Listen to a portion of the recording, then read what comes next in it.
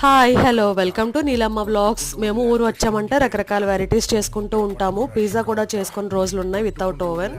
ఈరోజు మా పిన్ని మా కోసం చాట్ చేసింది, చాలా టేస్ట్గా వచ్చింది. ఒకసారి మీరు ట్రై చేయండి. పొటాటో క్యారెట్ పీల్ చేసుకొని టొమాటోతో పాటు చిన్న చిన్న ముక్కలుగా కట్ చేసుకోవాలి. తర్వాత 5 hours పాటు బఠానీ నానబెట్టుకోవాలి.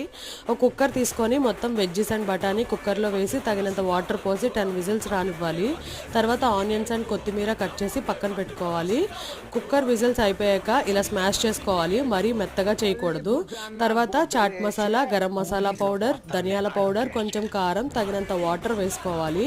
Corn chips and ground nuts fry చేసుకొని పక్కన పెట్టుకోవాలి. ఇప్పుడు బఠానీ మిక్చర్లో ఒక గ్లాస్ వాటర్ పోసుకొని స్టవ్ మీద పెట్టి బాగా దగ్గరికి రానివ్వాలి.